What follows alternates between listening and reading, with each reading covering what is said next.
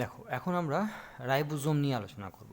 Ribosome, আমরা যখন প্রথম দিকে সেল পড়েছিলাম, শুরু করছিলাম, তখন সেল টু বি সেল, সেলকে সেল হতে গেলে কি কি থাকতে হবে, তখন কিন্তু আমরা বলেছিলাম সেলের চারটে উপাদান যে কোনো সেল হতে গেলে থাকতেই হবে। যেমন সেখানে ছিল প্লাজমা মেমব্রেন, ছিল সাইটোপ্লাজম, ছিল জেনেটিক মেটেরিয়াল ছিল, আর ছিল রাইবোজোম। অ্যাকচুয়ালি জেনেটিক মেটেরিয়াল থাকলেই, ডিএনএ থাকলেই রাইবোজোম থাকতে হবে। এটা একটা ক্রাইটেরিয়ার মধ্যে পড়ে। কেন? তার কারণ রাইবোজোমকে বলা হয় প্রোটিন ফ্যাক্টরি, প্রোটিন তৈরি করে। কারণ প্রোটিন না তৈরি করলে হবে না, অবশ্যই হবে না। অ্যাকচুয়ালি যে কোনো রকম ডিএনএ, সেই ডিএনএ তার বহিঃপ্রকাশ করতে গেলেই তাকে আলটিমেট প্রোটিন তৈরি করতে হয়। হ্যাঁ, প্রথমে যে ডিএনএ থাকে সেই ডিএনএ সব ক্ষেত্রেই তৈরি হয় এমআরএনএ, আর সেই এমআরএনএ থেকে তৈরি হয় প্রোটিন। হুম, তাহলে ডিএনএ থেকে এমআরএনএ তৈরি হয়, এমআরএনএ থেকে প্রোটিন তৈরি হয়। এই প্রোটিন তৈরি করতে গেলে রাইবোজোমকে লাগে। অত্যন্ত গুরুত্বপূর্ণ সেল অর্গানেল, বুঝতেই পারছো, এটা ছাড়া কোষই হয় না। তো এই প্রোটিন ফ্যাক্টরি বা রাইবোজোম, সেই রাইবোজোম তৈরি হয় কোথা থেকে? রাইবোজোম তৈরি হয় অ্যাকচুয়ালি নিউক্লিওলাস থেকে। নিউক্লিয়াসের যে নিউক্লিওলাস বলে যে অংশটি আছে, সেই নিউক্লিওলাস থেকে তৈরি হয় রাইবোজোম। তাহলে রাইবোজোম হলো প্রোটিনের ফ্যাক্টরি, আর রাইবোজোমের ফ্যাক্টরি নিউক্লিওলাস। প্রোটিন তৈরি হয় রাইবোজোমে, আর রাইবোজোম নিজে তৈরি হয় নিউক্লিওলাস থেকে। অ্যাকচুয়ালি আরও ভেঙে বলতে হবে ব্যাপারটা, নাহলে বুঝতে অসুবিধা হবে। তার আগে একটা জিনিস বলে রাখি, এই রাইবোজোম কোথায় কোথায় পাওয়া যায়। একটা সেলের ক্ষেত্রে বিভিন্ন জায়গায় রাইবোজোম থাকে। যেমন সাইটোরাইবোজোম, দেখো উপরে ডান দিকে লেখা আছে সাইটোরাইবোজোম, মানে সাইটোপ্লাজমের মধ্যে যখন থাকছে। সাইটোপ্লাজমের মধ্যে ছড়িয়ে ছিটিয়েও থাকতে পারে, যেমন সেটা প্রোক্যারিওটিক সেলের ক্ষেত্রে দেখেছিলাম আমরা, যে বাউন্ড এবং তোমার মানে লুজলি অ্যারেঞ্জ রয়েছে। হ্যাঁ, কেউ কেউ বাউন্ড রয়েছে, মুক্ত, বদ্ধ, এই সমস্ত দেখেছিলাম আমরা। তো সেক্ষেত্রে প্রোক্যারিওটিক সেলের ক্ষেত্রে বাউন্ড এবং ফ্রি দু রকমের রাইবোজোম রয়েছে। ইউক্যারিওটিকের ক্ষেত্রে সাইটোরাইবোজোমটা অ্যাকচুয়ালি এন্ডোপ্লাজমিক রেটিকুলামের মধ্যে রয়েছে, যাকে আমরা রাফ এন্ডোপ্লাজমিক রেটিকুলাম আগের দিন পড়েছি, সেইটা সেখানে ছিল। তো মাইটোরাইবোজোম, মাইটোকন্ড্রিয়া রয়েছে। আমরা মাইটোকন্ড্রিয়া ক্লাসে দেখেছি যে মাইটোকন্ড্রিয়ার মধ্যে রাইবোজোম রয়েছে, তাকে রাইবোজোম বলছি। প্লাস্টোরাইবোজোম, প্লাস্টিডের মধ্যেও রাইবোজোম আছে। তো সেখানে প্লাস্টোরাইবোজোম বলা হচ্ছে। নিউক্লিওরাইবোজোম অ্যাকচুয়ালি নিউক্লিয়াসের বহিঃপর্দায়, নিউক্লিয়াসের বাইরের দিকের গায়ে এবং নিউক্লিওলাসে, এই দুটো জায়গায়ও কিন্তু রাইবোজোম রয়েছে, তাদেরকে আমরা নিউক্লিওরাইবোজোম বলতেই পারি। তাহলে এই জাস্ট টার্মগুলো যেটা রাখতে হবে, যে সাইটোপ্লাজমে রয়েছে সাইটোরাইবোজোম, নাম ধরে ধরেই আছে, মাইটোরাইবোজোম, প্লাস্টোরাইবোজোম এবং নিউক্লিওরাইবোজোম। এই টার্মগুলোকে একটু দেখে রাখতে হবে। এবার আমরা আসি যে রাইবোজোমের স্ট্রাকচার। হ্যাঁ, বইয়ে যে ধরনের স্ট্রাকচার আঁকা আছে আমরা কিন্তু ওই ধরনের স্ট্রাকচারে যাব না। বই থেকে চূড়া মানে বেস, পিক, এগুলো একটু দেখে নিতে পারো। আমরা কিন্তু একটু মডিফাই করে রাইবোজোমটা আঁকবো, যাতে আমাদের বুঝতে অনেক সুবিধা হয়। ঠিক আছে? প্রোক্যারিওটিক সেলের যে রাইবোজোম রয়েছে, আমরা 70S লিখি, 70S রাইবোজোম। দুটো করে সাব ইউনিট থাকে রাইবোজোমের ক্ষেত্রে, দুটো সাব ইউনিট থাকে। দুটো সাব ইউনিট একসঙ্গে যখন থাকে তখন তাকে ডাইমার বলা হয়, আর যখন সিঙ্গেল সিঙ্গেল থাকে তখন তাকে মনোমার বলা হয়। অ্যাকচুয়ালি কী ব্যাপারটা, প্রোটিন তৈরি করে তো তো প্রোটিনটা সবসময় তৈরি হয় না। যখন তৈরি হয়, মানে প্রোটিন তৈরি হয় না মানে কি, রাইবোজোম তো প্রচুর আছে, সব রাইবোজোম যে একসঙ্গে প্রোটিন সিনথেসিসে অংশগ্রহণ করেছে এমন নয়। যখন প্রোটিন সিনথেসিস করবে একটা রাইবোজোম, তখনই একমাত্র সে ডাইমারে আসে, বাকি টাইম কিন্তু মনোমারে থাকে। মানে 30S 50S আলাদা আলাদা থাকে, বা ইউক্যারিওটিকের ক্ষেত্রে 60S 40S আলাদা আলাদা থাকে, একসঙ্গে থাকে না। তা দুটো টার্মকে আমাদের আরও পড়তে হচ্ছে, একটা হলো ডাইমার, একটা হলো মোনোমার। ডাইমার আর মোনোমার, এই দুটো টার্মকেও কিন্তু আমাদের দেখতে হচ্ছে। তাহলে যখন প্রোটিন সিনথেসিস হচ্ছে তখন ডাইমারে এরকম একে অপরের উপরে এসে বসে, ডাইমার বলা হয়। আর যখন প্রোটিন সিনথেসিস করছে না, নর্মালি রয়েছে, তখন কিন্তু তারা সিঙ্গেল সিঙ্গেল সাব ইউনিট হিসেবে থাকে, যেটাকে আমরা মনোমার বলছি। দেখো, যেখানে ছিলাম, প্রোক্যারিওটিক সেলের ক্ষেত্রে 70S টাইপের রাইবোজোম, ইউক্যারিওটিক সেলের ক্ষেত্রে 80S টাইপের রাইবোজোম। তাহলে প্রোক্যারিওটিক সেলের যে 70S, তাকে 50S এবং 30S দুটো ভাগে ভাগ করেছি। ইউক্যারিওটিক সেলের ক্ষেত্রে 80S, যেখানে 60 এবং 40S সাব ইউনিট। হ্যাঁ, রাইবোজোমের সাব ইউনিট এস, যেখানে দেখো এস সেখানে লেখা আছে সেডিমেন্টেশন কোএফিসিয়েন্ট বা ভেদবর্গ সাব ইউনিট। এস, দেখো ভেদবার্গের ক্ষেত্রে ভি দিয়ে এস দিয়ে অ্যাকচুয়ালি শুরু, এসটা সাইলেন্টে আছে, ভেদবার্গ সায়েন্টিস্টের নাম সেই অনুযায়ী হয়েছে। ভেদবার্গ হলো রাইবোজোমের যে আবিষ্কর্তা, যে মানে রাইবোজোমের যে ইউনিটের আবিষ্কর্তা, তার নাম অনুসারে ভেদবার্গের সাব ইউনিট। আর সেডিমেন্টেশন কোএফিসিয়েন্ট মানে হলো অ্যাকচুয়ালি সেডিমেন্টেশন মানে অধঃক্ষেপণ গুণাঙ্ক। রাইবোজোম আবিষ্কার হয়েছিল সেডিমেন্টেশন প্রসেসের থ্রু দিয়ে। সেডিমেন্টেশন মানে হলো কি, যে কোনো একটা উপাদানকে প্রথমে কী করা হয়েছিল, সেলের সাইটোপ্লাজমের যে মেটেরিয়ালগুলো নেওয়া হয়েছিল এবং সেই মেটেরিয়ালগুলোকে নিয়ে এরকমের তোমার 3000 RPM-এর মধ্যে ঘোরানো হয়েছিল, ঠিক আছে, এরকম করে ঘোরানো হয়। তার জন্য সেডিমেন্টেশন তোমার মেশিন আছে, হ্যাঁ, তো সেই মেশিনের মধ্যে এরকম করে ঘোরানো হয় মিনিটে 3000 বার, ঠিক আছে। বা সেই সেডিমেন্টেশন তারপরে রেখে দিলে কী হবে, আস্তে আস্তে থিতিয়ে পড়বে, আস্তে আস্তে থিতিয়ে পড়বে, হ্যাঁ, নিচের দিকে থিতিয়ে পড়বে। এই এই এই পদ্ধতির মাধ্যমে আবিষ্কার করা হয়েছিল বলে তাকে সেডিমেন্টেশন কোএফিসিয়েন্টও বলা হয়, এসের মানে, অথবা এসের মানে আমরা বলতে পারি ভেদবার্গের সাব ইউনিট, যা ইচ্ছা বলতে পারি। আরেকটা জিনিস দেখো, প্রোক্যারিওটিকের 70S, ইউক্যারিওটিকের 80S, এছাড়াও কিন্তু 70S ছাড়াও কিন্তু আমরা এখানে দেখো 50S এবং 77S আরও দুটো লিখে গেছি, 77S 50S, এগুলো সব মাইটোকন্ড্রিয়ার ক্ষেত্রে যে রাইবোজোম রয়েছে তাদের কিন্তু স্পেশালিটি, যেখানে 50S 77S এই ধরনের তোমার রাইবোজোমও কিন্তু রয়েছে। এবার দেখো একটা ব্যাপার, 70S যখন লিখেছি তখন 50S আর 30S লিখেছি, তাহলে 50S আর 30S একসঙ্গে করলে কী হয়, 80S। 80S এর ক্ষেত্রে দেখো 60-40, তাহলে 60-40 যোগ করলে হয় 100, সেখানে লিখেছি 80। তাহলে এরকম ব্যাপার কেন? ব্যাপারটা হলো, যখন 30S এবং 50S একে ওপরের ওপর অবস্থান করে, নিচে বড় সাবইউনিট থাকে, নিচে বড়টা থাকে, ওপরে ছোটোটা থাকে, তাহলে দেখো একটা জায়গা রয়েছে যেটাকে আমরা কমন স্পেস বলছি, এই যে জায়গাটা, তাহলে একে অপরের ওপর চেপে থাকার জন্য এই জায়গাটা কিন্তু নষ্ট হয়ে যায়, মানে এই জায়গাটাকে কিন্তু মাপা যায় না। বুঝতে পারছো কী বলছি?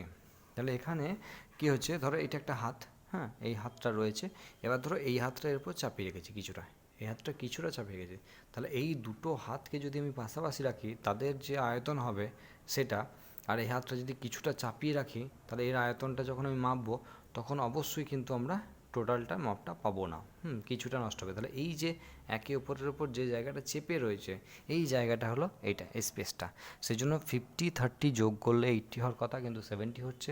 60-40 যোগ করলে 100 হওয়ার কথা, সেখানে 80 হচ্ছে। আশা করি এই ব্যাপারগুলো কিন্তু বুঝতে পেরেছ। এরপর আমরা একটু স্ট্রাকচারে চলে যাব, রাইবোজোমের স্ট্রাকচারে। সেখানে আমরা বলেছি আগেই যে বইয়ে যেরকম দেওয়া আছে সেরকম তো বইয়ে পড়বেই, আমরা একটু মডিফাই করে কিন্তু ছবিটা দেখে নেবো যাতে আমাদের বুঝতে সুবিধা হয়। দেখো এখানে রাইবোজোমের একটা সিম্পল স্ট্রাকচার এঁকেছি, যেখানে দেখো নিচে যে বড় সাব ইউনিটটা রয়েছে সেটা হলো 50S এবং উপরে যেটা রয়েছে সেটা 30S। আমরা অবশ্যই এখানে প্রোক্যারিওটিক সেলের যে রাইবোজোম তাকে আমরা এঁকেছি। তো 50S এবং 30S এর মাঝে দেখো একটা লাল রঙের দাগ দেওয়া রয়েছে, যেটাকে আমরা ওখানে লিখেছি mRNA। 50S এবং 30S এই যে দুটো সাব ইউনিট, আমরা আগেও বলেছি এরা জেনারেলি মনোমারে থাকে, যখন প্রোটিন সিনথেসিস হয় তখন একে অপরের ওপর আসে, যাকে আমরা ডাইমারে বলি। তো এখন প্রোটিন সিনথেসিস হচ্ছে, কারণ এই যে mRNA আমি আগে একটা জায়গায় দেখালাম, যে যেখানে বললাম ডিএনএ, সেখান থেকে তৈরি হয় mRNA এবং দেন প্রোটিন। তার মানে ডিএনএ থেকে আগে mRNA তৈরি হয়, ডিএনএ থেকে mRNA তৈরির যে প্রসেস সেটা নিউক্লিয়াসের মধ্যে হয়, এরপর mRNAটা বাইরে বেরিয়ে আসে রাফ এন্ডোপ্লাজমিক রেটিকুলাম, আমরা ইন জেনারেল বলছি, সাইটোরাইবোজোমের ক্ষেত্রে বলছি, মাইটো বা প্লাস্টিডিয়াল ওসবের ক্ষেত্রে বলছি না। সাইটোরাইবোজোমের ক্ষেত্রে কী দেখেছি আমরা, এন্ডোপ্লাজমিক রেটিকুলামের গায়ে অবস্থান করছে, রাফ এন্ডোপ্লাজমিক রেটিকুলামের গায়ে, সেখানে বলছি, আমি ছবি আঁকছি পরে, আগে দেখিয়ে দিচ্ছি। এখানে যে mRNAটা নিউক্লিয়াস থেকে বেরিয়ে এসেছিল সেই mRNAটা এসে রাইবোজোমের যে দুটো সাব ইউনিট, সেই সাব ইউনিটের মাঝখান দিয়ে যে ফাঁকা জায়গা আছে সেই জায়গা দিয়ে ঢুকে গেছে। কীরকম ব্যাপারটা, এখানে দেখো উপরের সাব ইউনিটটার ক্ষেত্রে দেখো EPRA তিনটে সাইট, এগুলোকে সাইট বলা হয়, রাইবোজোমাল সাইট বলা হয়, A site, P site, E site, তিনটে site. A for acceptor region, বইয়ে পেয়ে যাবে, অসুবিধা নাই, A for acceptor region, P for peptidyl region বা peptide region, E for exit region. ঠিক আছে, আমি একটু লিখে দিই। দেখো, এ ফর অ্যাকসেপ্টার রিজিয়ন আমরা নিচে লিখেছি, অ্যাকসেপ্টার রিজিয়ন বা amino acyl region, P for peptidyl region বা peptide region, E for exit region. কী হয় অ্যাকচুয়ালি, যখন এমআরএনএ ডিএনএ থেকে এমআরএনএ তৈরি হয় নিউক্লিয়াসের মধ্যে, তার নিউক্লিয়াসের মধ্যে আগে ডিএনএ থেকে এমআরএনএ তৈরি হলো। দেখো ডান দিকে ছবিটা একবার দেখো, উপরে ওটা নিউক্লিয়াসের সেই অর্ধেক একটুখানি ছবি আঁকা আছে, যেখানে ডিএনএ দেখানো হয়েছে, তার ডিএনএ থেকে তৈরি হচ্ছে লাল রঙের যেটা আঁকা আছে সেটা এমআরএনএ। এরপর লাল এমআরএনএটা নিউক্লিওপোর বা নিউক্লিয় ছিদ্র দিয়ে বাইরে বেরিয়ে আসছে, দিয়ে দেখো রাইবোজোম, আমরা এন্ডোপ্লাজমিক রেটিকুলামের ছবি আগে পড়ে ফেলেছি, সেখানে গোল গোল যেগুলো আঁকা রয়েছে সেগুলো রাইবোজোম, সেই রাইবোজোমের মধ্যে প্রবেশ করছে, যেটা এখানে কিন্তু একটু বড় করে আঁকা আছে, রাইবোজোমের মধ্যে প্রবেশ করেছে। এবার এই রাইবোজোমের দুটো সাব ইউনিটের মধ্যে প্রবেশ করার মানেটা কীরকম, তুমি একটু 3 সিটের বাসের কথা ভাবো, 3 সিটের যেটা যাচ্ছে, তাহলে এরকমের 3টে সিট, আর নিচে ধরো এখানে বসার জায়গা, তুমি একটু কল্পনা করো, নিচে এটা বসার জায়গা, আর এই 3টে জায়গা হলো ঠেস দেওয়ার জায়গা, যেটা হেলান দিই আমরা। তাহলে সেখানে 3টে আলাদা আলাদা সিট হয়, সেখানে এটা তুমি এ, পি আর ই এরকমের 3টে সিটের কথা ভাবো। এবার ভাবো যখন আমরা বসি, সিটের মধ্যে বসে যখন হেলান দিই, তখন কোমরের পিছন দিকটায়, কোমরের ওখানটায় একটা ফাঁকা জায়গা মোটামুটি পড়ে থাকে। এবার সেই ফাঁকা জায়গা দিয়ে ধরে নাও এই এমআরএনএটা এসে প্রবেশ করে যায়। খুব সংক্ষেপে বলছি, কারণ এগুলো অনেকটাই জটিল, এখন এইভাবে বোঝানোটা অনেকটাই অসুবিধা আছে। ক্লাস 12-এর ক্ষেত্রে এগুলো আমরা ডিটেলসে গিয়ে পড়বো, আমাদের এখানে ডিটেলসে প্রোটিন সিনথেসিস কিন্তু কিচ্ছু নাই, আমি জাস্ট একবার বলে রাখছি সুবিধা, পরবর্তীকালে সুবিধা হওয়ার জন্য। তো এখানে রাইবোজোমের এই যে এ, পি, ই, এই যে জায়গাটা রয়েছে, এটা 30th সাব ইউনিটের অংশ প্রোক্যারিওটিকের ক্ষেত্রে, যেটা ওই হেলান দেওয়ার জায়গাটা বলছি আমরা সিটের, আর এটা হলো বসার জায়গাটা। এইভাবেই কিন্তু স্ট্রাকচারটা আছে। সবুজ রঙের যেগুলো আঁকা আছে সেগুলো অ্যাকচুয়ালি টিআরএনএ, ট্রান্সফার আরএনএ। আর এই টিআরএনএগুলোর মাথায় দেখো একটা করে এখানে আঁকা আছে, এগুলোকে বলা হয় অ্যামাইনো অ্যাসিড। কী করে অ্যাকচুয়ালি, এই রিজিয়নটা অ্যাকসেপ্টার রিজিয়ন বলা হচ্ছে এই জন্যই যে এই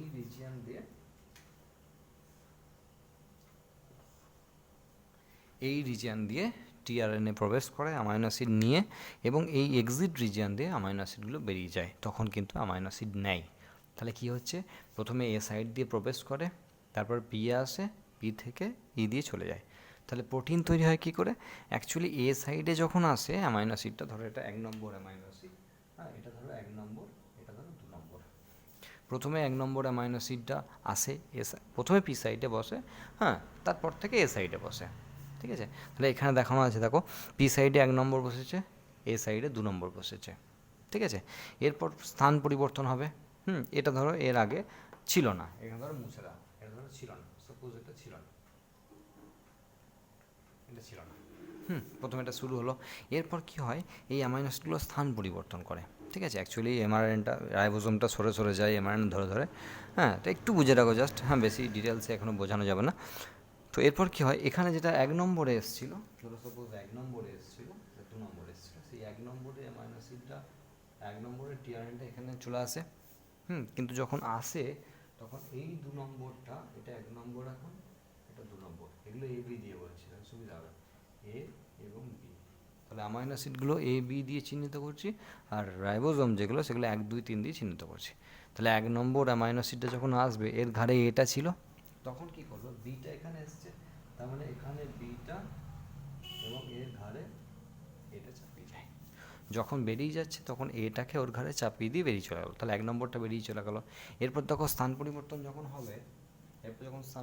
হবে, তখন এটা এখানে বেরিয়ে চলে গেছে, 1 নম্বরটা বেরিয়ে চলে গেছে, 2 নম্বর যেটা ছিল সেটা এখানে এসছে, 3 নম্বর যেটা ছিল সেটা এখানে এসছে, তাহলে 4 নম্বর যে সে এখন এখানে সে সিকে নিয়ে এসছে, বুঝতে পারছো। 1 নম্বর যে ছিল বেরিয়ে চলে গেছে, তাহলে 2 যেখানে ছিল সে এখন 1-এর জায়গায় এসছে, 3 যেখানে ছিল সে এখন 2-এর জায়গায় এসছে, 4 নতুন করে এসছে, তাহলে এ দিয়ে ঢুকছে, সেই জন্য অ্যাকসেপ্টার রিজিয়ন, ঠিক আছে। আর এখানে পেপটাইড বন্ড তৈরি হয়, দুটো অ্যামাইনো অ্যাসিড যখন জোড়ে তখন পেপটাইড বন্ড তৈরি হয়, সেই পেপটাইড বন্ড তৈরি হয় বলে ওকে পেপটাইডাল সাইড বলে, এদিক দিয়ে বেরিয়ে যায় বলে কি এক্সিট সাইড বলে, ঠিক আছে। এবার প্রসেসটা কন্টিনিউ করো, তাহলে এরপর কী হবে, 2ও বেরিয়ে চলে যাবে, তাহলে এখান থেকে আমরা ধরো সাপোজ 2 বেরিয়ে চলে গেছে, তাহলে 3 এখানে আসবে, 4 এখানে আসবে, আর 5 একটা নতুন আসবে, যে ধরো ডিকে নিয়ে আসবে। তাহলে 4-এর ঘাড়ে কী ছিল, সি ছিল, তাহলে এখানে কি হবে, সিটা এখানে মানে যে দিয়ে যাচ্ছে এখানে তার ঘাড়ে চাপিয়ে দিয়েছে, গোটাটা যেহেতু তৈরি হচ্ছে যে নতুন আসছে তার ঘাড়ে চাপিয়ে দিয়ে বেরিয়ে যাচ্ছে। ঠিক আছে, তার মানে কি এখানে ব্যাপারটা দেখো চেঞ্জ হয়ে যাবে, এখানে এখানটায় আমরা সি লিখবো, এখানটায় আমরা বি লিখবো, আর এখানটায় লিখবো এ। ঠিক আছে, যে আগে ছিল সে প্রথমে থাকবে, আর পরে যে আসছে এইভাবে কন্টিনিউয়াসলি চলতে থাকবে। একটা টাইম আসবে যখন যখন এমআরএনএ কোড শেষ হয়ে যাবে, এমআরএনএ তার এরকমের কোনো মানে জিন এক্সপ্রেশনের ব্যাপারটা থাকবে না, তখন কিন্তু এটা হয়ে যাবে। ওই উপর দিকে যেটা তৈরি হচ্ছে লম্বা, ওটা হলো প্রোটিন, ওটা হলো অ্যাকচুয়ালি অ্যামাইনো অ্যাসিডের চেন। হ্যাঁ, ওটাই তৈরি হবে প্রোটিনে। তো এই জিনিসগুলো কিন্তু আমরা পরে দেখব। এখন আমি জানি এখন ব্যাপারটা অতটা ক্লিয়ার হচ্ছে না, হবেও না, কারণ এটা অনেকটাই জটিল ব্যাপার, একটু বুঝতে হবে বসে। তো এই ব্যাপারগুলো ধরো চলছে। মোটামুটি একটা জিনিস বুঝতে পারছো যে 30S এবং 50S এই দুটো সাব ইউনিট যখন প্রোটিন সিনথেসিস হচ্ছে তখন এক জায়গায় আসছে, এবং টিআরএনএ সেক্ষেত্রে কিন্তু অ্যামাইনো অ্যাসিডগুলোকে নিয়ে এসে প্রোটিন সিনথেসিসের ক্ষেত্রে সাহায্য করছে। এইভাবে রাইবোজোম প্রোটিন তৈরি করছে। এবার রাইবোজোমের ক্ষেত্রে অনেকগুলো শর্ট কোশ্চেন থাকে, সেগুলো আমরা একবার দেখে নেব। রাইবোজোম কীভাবে তৈরি হচ্ছে এটা যদি একবার দেখে নিই, আমরা আগেই বলেছি রাইবোজোমের ফ্যাক্টরি হলো নিউক্লিওলাস। তো কী দিয়ে তৈরি হয় রাইবোজোমে, অ্যাকচুয়ালি যে জিনিসগুলো রয়েছে, রাইবোজোম তৈরি হয় প্রোটিন আর আরএনএ। আরএনএর নামই বুঝতে পারছো, রাইবোজোমাল আরএনএ। প্রোটিন এবং রাইবোজোমাল আরএনএ এই দুটো জিনিস দিয়ে তৈরি হয় রাইবোজোম। আর যেটা তৈরি হয় নিউক্লিওলাসের মধ্যে, অ্যাকচুয়ালি নিউক্লিওলাসের মধ্যে আরএনএ সিনথেসিস হয়, নিউক্লিওলাস আরএনএ তৈরি করে, আর প্রোটিনটা বাইরে থেকে আসে। বাইরে থেকে মানে আগে দেখালাম যে রাফ এন্ডোপ্লাজমিক রেটিকুলামে রাইবোজোম রয়েছে, তাহলে রাইবোজোম তৈরির প্রোটিনটাও কিন্তু রাইবোজোমেই তৈরি হয়, রাইবোজোম তৈরির যে প্রোটিন সেটাও রাইবোজোমেই তৈরি হয়। তাহলে রাইবোজোমের কাছ থেকে মানে বাইরে, যেহেতু নিউক্লিয়াসের মধ্যে, কিন্তু এখানে ভেতরে কিন্তু আমরা ডাইরেক্ট রাইবোজোমকে পাচ্ছি না। তো এখানে যখন প্রোটিনটা তৈরি হলো, ধরো এটা প্রোটিনটা সেই প্রোটিনটা এখানে ভেতরে আসছে, তাহলে প্রোটিনটা বাইরে থেকে ভেতরে এলো, এবং আরএনএ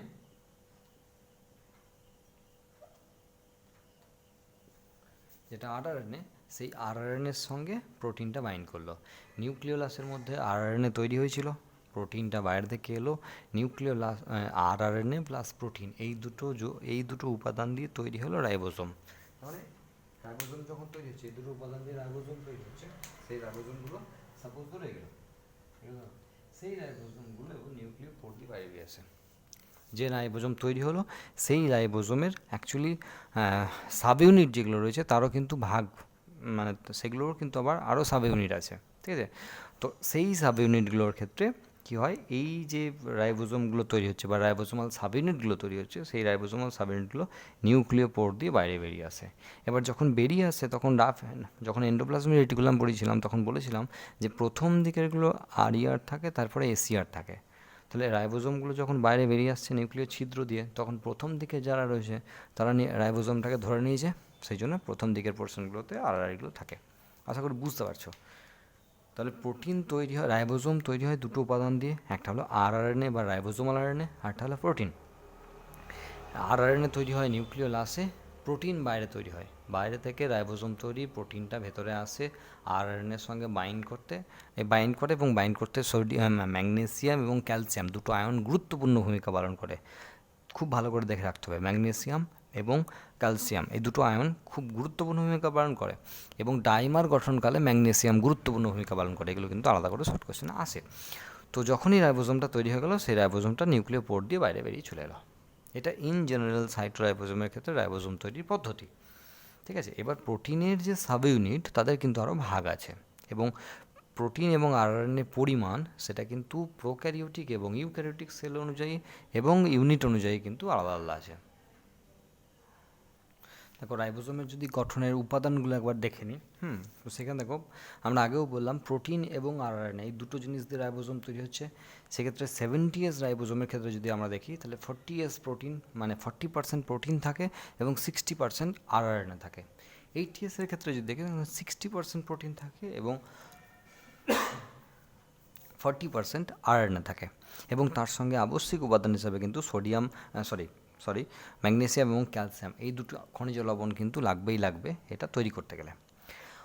অন্যদিকে দেখো আমরা বক্সের মধ্যে কোন উপাদানগুলো বললাম না যে 30s এর, ধরো 70s এর ক্ষেত্রে 50s এবং 30s তৈরি হয়েছে, ওদেরও ভাগ আছে, মানে 50s কী দিয়ে তৈরি হয়েছে, 30s কী দিয়ে তৈরি হয়েছে সেগুলো দেখো একবার। 50s তৈরি হয়েছে 23s, 5s এবং 34টা প্রোটিন দিয়ে, এবং 30s তৈরি হয়েছে 16s আর 21টা প্রোটিন দিয়ে। 80s এর ক্ষেত্রে দেখো 60-40, 60 তৈরি হয়েছে কি 28s, 5.8s, 5s এবং 40 টাইপসের প্রোটিন, আর সেখানে 40s তৈরি হয়েছে 18s এবং 34 প্রোটিনস। এখন মনে মনে ভাবছো এগুলো কি সব মুখস্থ রাখতে হবে? দেখো 11-এর ক্ষেত্রে এগুলো লাগবে না, এই যে ব্যাপারটা দিয়েছি এগুলো 11-এর ক্ষেত্রে লাগবে না, এগুলো মেডিকেলের পরীক্ষা দেওয়ার সময় কিন্তু লাগবে, নিটের ক্ষেত্রে লাগবে, ঠিক আছে? সেই জন্য এগুলো কিন্তু মনে একটু রাখতেই হবে, তবে 11-এর ক্ষেত্রে লাগছে না। তবে উপরটা মনে রাখো যে প্রোটিন এবং আরএনএর পরিমাণটা 70s এবং 80s-এর ক্ষেত্রে কত কত লাগছে, ওটাও যদি না মনে রাখো তাহলে অ্যাটলিস্ট মনে রাখো যে ম্যাগনেসিয়াম এবং ক্যালসিয়াম এই দুটো আয়ন কিন্তু রাইবোজোম গঠনে সাহায্য করে। আর শুধু ম্যাগনেসিয়াম ডাইমার করতে সাহায্য করে। ওই যে বললাম না 30s 40s যখন একসঙ্গে আসবে তাকে ডাইমার বলে, ওই ডাইমারটা তৈরি করার সময় আবশ্যিক উপাদান হিসেবে কিন্তু ম্যাগনেসিয়াম লাগবে। ম্যাগনেসিয়ামের পরিমাণ যদি বাড়ে তাহলে ডাইমারে আসবে, ম্যাগনেসিয়ামের পরিমাণ যদি কমে তাহলে ডাইমার থেকে মনোমার হয়ে যাবে। এগুলো কিন্তু প্রোটিন সিনথেসিসের সময় কিন্তু চলে এবং তাতে খনিজ লবণের পরিমাণটা বাড়া কমা করে, সেই জন্য কিন্তু মনোমার বা ডাইমারে আসার ব্যাপারটাও চলে ওর সঙ্গে সঙ্গে। এরপর দেখো কয়েকটি টার্ম নিয়ে আমরা একটু আলোচনা করে নেবো। মোনোমার, ডাইমার এগুলো বুঝে গেছি আমরা আগেই। মোনোজোম, পলিজোম। মোনোজোম পলিজোম কি? অ্যাকচুয়ালি দেখো যে এমআরএনএর ওপর বসে রাইবোজোম প্রোটিন সিনথেসিস করছে, যদি এমআরএনএতে ইনফরমেশন কম থাকে, মানে ডিএনএ থেকে তো এমআরএনএ তৈরি হয়েছে, এবার ডিএনএতে যত বড় জিন ছিল এমআরএনএতে তত বড় তার কোড নিয়ে এসছে।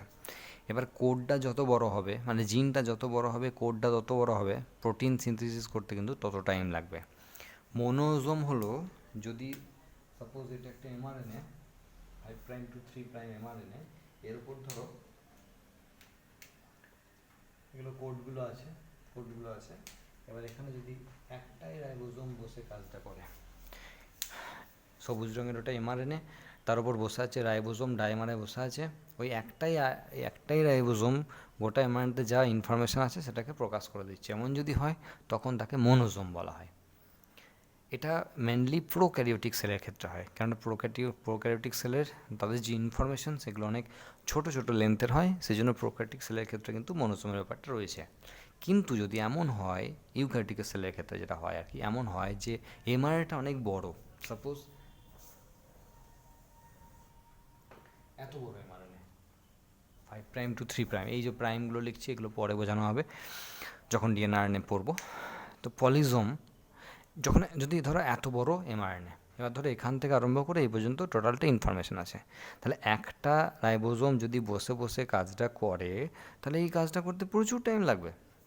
কি হয়, এই যে প্রোটিন তৈরি হচ্ছে, যে কোনো কিছু চলে কিন্তু আমাদের এই এই এই ফরমেশনের মাধ্যমে। মানে কীরকম বলছি, জিনের বহিঃপ্রকাশ করা, মানে সমস্ত কিছু, যে কোনো রকম জিন। তাহলে আমি ধরো একটা প্রোটিন খাবার খাবো, সেই প্রোটিনটা ভাঙার জন্য যে এনজাইম সেটাও কিন্তু এইভাবেই তৈরি হবে, প্রোটিন ফ্যাক্ট সিনথেসিসের মাধ্যমে রাইবোজোম করবে। তাহলে আমি ধরো এক টুকরো মাংস খেলাম, পেটে যাওয়ার সঙ্গে সঙ্গে কিন্তু মাংসকে ভাঙার জন্য যে সমস্ত উৎসেচক লাগে তারা খরিদ হতে শুরু করে দেয়। তা তুমি ভেবে দেখো, পেটে যাওয়ার সঙ্গে সঙ্গে খরিদ হতে শুরু করে দিল, তাহলে এই প্রসেসটা কত দ্রুত করতে হয়। তাহলে একটা রাইবোজোম যদি বসে বসে গোটাটার মানে প্রকাশ করে তাহলে তো প্রচুর টাইম লাগবে, তাহলে তো মাংস তো বেরিয়ে চলে যাবে, তখনও তো প্রোটিন তো ভাঙার জন্য যে এনজাইম সেটা তৈরি হবে না, তাই না? সেটা কখনোই সম্ভব নয়। তখন কি হয়, তখন অনেকগুলো রাইবোজোম কিন্তু বিভিন্ন জায়গায় বসে তার মানেটা প্রকাশ করতে আরম্ভ করে। অনেক রাইবোজোম বিভিন্ন জায়গায় বসে টুকরো টুকরো করে প্রকাশ করতে লাগে, পরে জুড়ে নেয়। ধরো এটা সাপোজ এটা এখানে প্রোটিন হলো, এটা এখানে প্রোটিন হলো, এটা এখানকার প্রোটিন হলো, হ্যাঁ, এগুলো টুকরো টুকরো প্রোটিনগুলো তৈরি হচ্ছে, এরপর এখানে এগুলোকে জুড়ে নিল, যদি জুড়ে নেয় তাহলে গোটাটাই প্রোটিনটা হয়ে গেল।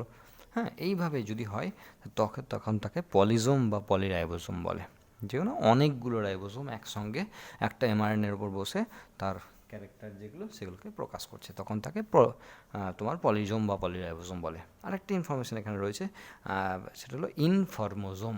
ব্যাপারটা কি, সেটা হলো এর যে আগের ছবি আমরা দেখছি, নিউক্লিয়াসের মধ্যে ডিএনএ আছে, হ্যাঁ, সেই ডিএনএ থেকে এমআরএনএ তৈরি হচ্ছে। এবার এমআরএনএটা কী হচ্ছিলো, নিউক্লিওপোর দিয়ে বাইরে বেরিয়ে আসছিল, এই এমআরএনএটা নিউক্লিওপোর দিয়ে বাইরে বেরিয়ে আসছিলো। এবার সাইটোপ্লাজমের মধ্যে, এটা নিউক্লিয়াস যদি হয় তাহলে বোর্ডটা সাইটোপ্লাজম, সাইটোপ্লাজমের মধ্যে নিউক্লিয়েজ এনজাইম আছে, নিউক্লিয়েজ যারা ডিএনএ বা আরএনএকে ড্যামেজ করে। তাহলে mRNA one type of RNA, damage করে দেবে নিউক্লিয়েজ। সেই জন্য এই এমআরএনএটা একটা প্রোটিনের কোড দিয়ে আবদ্ধ থাকে। মানে এমআরএনএ যখন তৈরি হলো তাকে একটা প্রোটিন দিয়ে তাকে ওরকম প্যাক করে নিল। তাহলে কী হবে, এ কিন্তু এই দিক দিয়ে বেরিয়ে আসে। আমরা যে ছবিগুলো আগে দেখছিলাম, হ্যাঁ, সেই ছবিগুলো অ্যাকচুয়ালি সবসময় তো আঁকা যায় না। তো এমআরএনএ যেটা তৈরি হচ্ছে, সেই এমআরএনএটা যদি একটা প্রোটিনের কোড দিয়ে আবরণ, মানে সবসময় এটা হয়, এমআরএনএ তৈরি করার পরই সেটা একটা প্রোটিনের কোড চাপিয়ে দেয় তার উপর, এরপর সেটা বাইরে আসে। যখন প্রোটিন সিনথেসিস হবে, আরইআরএ যখন প্রোটিন সিনথেসিস হবে, তখন সেই প্রোটিনের কোডটা খুলে ফেলে দিয়ে তখন এমআরএনএটাকে নিয়ে নেবে। বুঝতে পারছো আশা করি? হ্যাঁ, এমআরএনএটা বেরিয়ে আসছে। এমআরএনএ মানে ইনফরমেশন হলো actually mRNA covering with protein. এই যে স্ট্রাকচারটা এমআরএনএ কভারিং উইথ প্রোটিন, এটাকে বলা হয় ইনফরমোজোম। দেখো, জোম মানে বডি, সব জায়গাতেই জোম মানে বডি, আর মানে ইনফরমেশন নিয়ে আসছে যে বডি, তাকে ইনফরমেশন বলে। তাহলে এমআরএনএ তো ডিএনএর কাছ থেকে ইনফরমেশনই নিয়ে আসছে, যেহেতু এটা করে সেই জন্য তাকে বলা হয় ইনফরমোজোম। এই জিনিসটা কিন্তু একটু পড়ে নিতে হবে, এই টার্মগুলো একটু দেখে নিতে হবে, এগুলো কিন্তু পরীক্ষার জন্য ইম্পর্টেন্ট। এগুলোই ওভারঅল আমাদের রাইবোজোম থেকে পড়তে হবে। তবে একটা কথা বারবার বলে রাখছি, রাইবোজোম বলো আর মাইটোকন্ড্রিয়া বলো, দুটো জিনিসই কিন্তু আরও ভালো করে ডিটেলসগুলোকে কিন্তু একটু পড়তে হবে, হ্যাঁ, কেননা এগুলো পরবর্তী সময় কিন্তু লাগবে, মানে 11 বা 12 যে কোনো সময়ের মধ্যে কিন্তু এগুলো লাগবে। তো সেই জন্য এগুলো একটু ডিটেলসে কিন্তু পড়তে হবে। ঠিক আছে, এরপরে নেক্সট ক্লাসে আমরা নেক্সট টপিক নিয়ে আলোচনা করব।